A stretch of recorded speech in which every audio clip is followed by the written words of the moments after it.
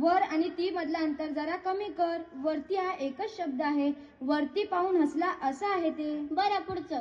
कारभारणीला घेऊन संगे सरांना लढतोय. कारभारणीला घेऊन सरांनी संगे लढतोय असं नाहीये. कारभारणीला घेऊन सर आता संगे लढतोय म्हणजे कवीला असं म्हणायचं आहे की मी लढतोय. मग त्या कवीला मी लिहायला काय झालं होतं? त्या कवीला काय माहिती की त्यांची कविता वाचायला तुझ्यासारखी एवढी वात्रट मुलगी असेल म्हणून. मी नाही, मला नाही बोलायचं तुझ्याशी, मी रुसले. अगं अशी रुसू नको. तुझा रुसवा मी नंतर काढीन. आधी कार्यक्रमाचं बघ. आज आपल्याला मुलांसमोर कार्यक्रम करायचा आहे. आमच्या अण्णा नेहमी सांगतात की माझ्या मराठीचा मला लय अभिमान आहे आणि मी मराठीतच बोलेन आणि सर्वांनी मराठीतच बोललं पाहिजे. मराठी मराठी करता आणि त्यांचं पोरगा इंग्रजी शाळेत जातं. काही विचारावं म्हणतं तर डॅडूंना सांगितलं कोणाशी काहीच बोलायचं नाही. हा, बॅनरचं काय केलं? भेट संध्याकाळी, बघ तुला कसं बॅन करते ते.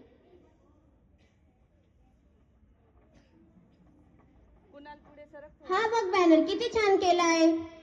हे काय लिहिलंय? वस्तला? अगं वस्तला नसतं ग, वस्तला असतं वस्तला.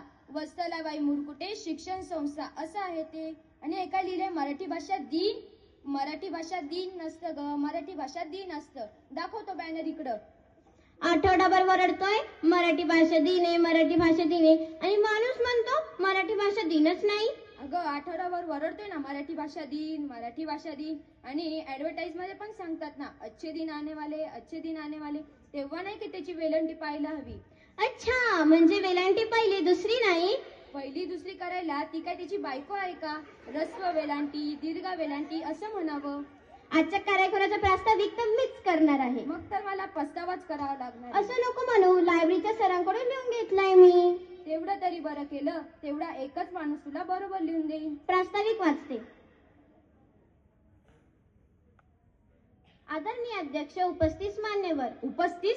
अगं उपस्थित नसतं ग, उपस्थित असतं उपस्थित. हा तेच ते मान्यवर. आणि माझ्या बाळ मित्रांनो, आज आपण इथे कशासाठी जमला आहोत? तर आज आपण इथे मराठी भाषा दिन आहे. अगं मराठी भाषा दिन नसतं ग, मराठी भाषा दिन असतं. तूच तर म्हटला ना माणूस रसवायते, मग मराठी भाषा दिन नाही का? साहित्यिक कुसुमाग्रज यांचा जन्मदिवस, त्यांना उदंड आयुष्य लाभो अशी मी ईश्वरचरणी प्रार्थना करते. हे लिहिताना तुला काही वाटलं नाही का? दिवंगत माणसांना उदंड आयुष्य लाभो. त्यांना तुझ्या शुभेच्छांची गरज नाहीये.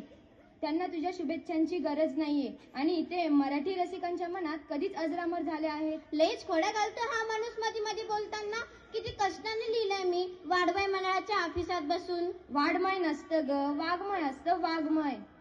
पुढचे प्रास्ताविक वाचते. आपल्या शाळेने वय उपक्रम राबवला. मुलांना मराठीची महती कळावी. असं नको व्हायला मुलांना मराठीच कळत नाही. हो थांब. अगं वाक्यात काही स्वल्पविराम, पूर्णविराम आहे की नाही? कसं वाचायचं ते मी तुला सांगतो. आपल्या शाळेनं वय उपक्रम राबवले. थांबा. मुलांना मराठीची महती कळावी. थांबा.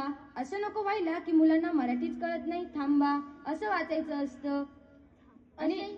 आणि तुला माहिती आहे वाक्यात चिन्ह काऊन असतात? हो माहितीये. ही अशी डिझाईन असते. अशी डिझाईन साधासाध बघायला डोळ्यांना बरं दिसत नाही म्हणून डेकोरेशन असावं. डेकोरेशन. थांब मी सांगते. एक निर्जन रस्ता आहे. ड्रायव्हर गाडी चालवतोय.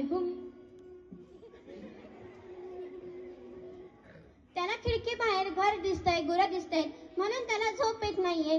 तसंच आपण नुसते शब्द वाचत राहिलो तर आपल्याला झोप येऊ शकते. म्हणून चिन्हांचं डेकोरेशन असावं. डेकोरेशन. अगं त्याच रस्त्याला पुढं पाट्या बी असतात. पुढं धोक्याचे वळण आहे. पुढे शाळा आहे. पुढे गाव आहे. पुलाचं काम चालू आहे. वळण रस्ता वापरा.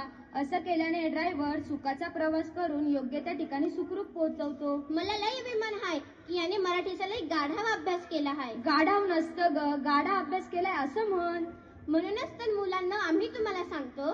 मराठी आमची आई आहे. हिंदी आमची मावशी. संस्कृत आमची आजी आहे. आणि ती इंग्रजी आहे ना बाहेर गावावरून आलेली पाहुणी आहे. आणि आम्ही पाहुण्यांचा आदर करतो. अतिथी देवो भव असंच म्हटलं जातं.